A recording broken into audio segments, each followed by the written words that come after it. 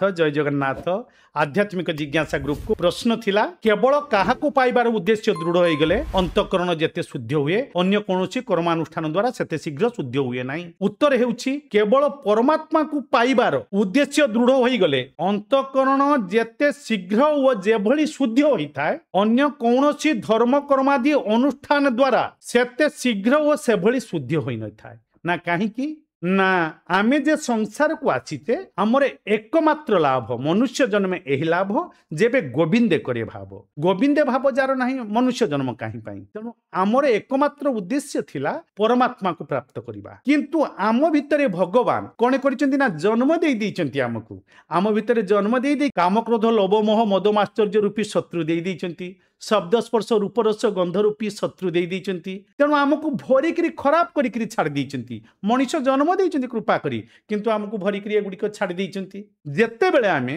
भगवान को पाइबार इच्छा करिबा परम चरम श्रेष्ठ लक्ष्य आमे जानी जिबा सेते बेले ए जो जिनिस गुड़िक भगवान देइचंती आमको गुरु प्राप्त कराई याठू आमको निसंग करदेबे आमको एका करदेबे एमानको आमठारु अलगा करदेबे किंतु आमे जदि आमर ए प्रकार मन को शुद्ध करिबा पाई बा हृदय को शुद्ध करिबा पाई यज्ञ अनुष्ठान धर्म कर्म करिबा से लक्ष्य परमात्मा को पाइबार लक्ष्य ठारू अधिक नुहे तेणु से प्रकार लक्ष्य द्वारा आमे अंतःकरण को शुद्ध सेते शीघ्र करि परिबा नाही जदि शीघ्र करि परिथांते ताहले हिरण्यकशिपु ब्रह्मा को ध्यान करथिले पुणी अंतःकरण महिला रहि गला रावण शिव को ध्यान करथिले पुणी अंतःकरण महिला रहि गला कंस दुर्गा को ध्यान करथिले पुणी अंतःकरण महिला रहि गला कारण भगवान को पाइबार लालसा जेते पर्यंत जागृत न हबो जेते पर्यंत उद्देश्य न हबो सेते पर्यंत ये हृदय सेते शीघ्र हो से भली परिष्कार होबनी काहे कि जदि परिष्कार हिथांता ब्रह्मा को पाइला परे तो हिरण्यकशिपु मारिबा को गला पुणी दंड देला लोकंकु पुणी तो रावण भी दंड देला पुणी कंस भी दंड देला तेणु ये नुहे जे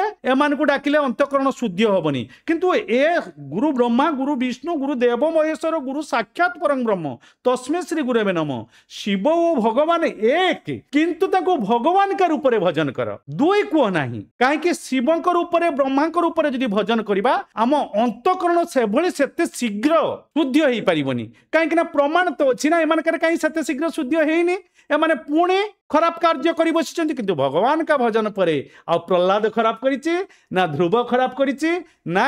दस्यु रत्नाकर वाल्मीकि दस्यु रत्नाकर बनीची तेणु सब ठीक जे समस्त को डाक किंतु भगवान का भजन रे मन दियो पुणी आज आध्यात्मिक जिज्ञासा प्रश्न ये मानव जन्मर उद्देश्य कौन जय जगन्नाथ।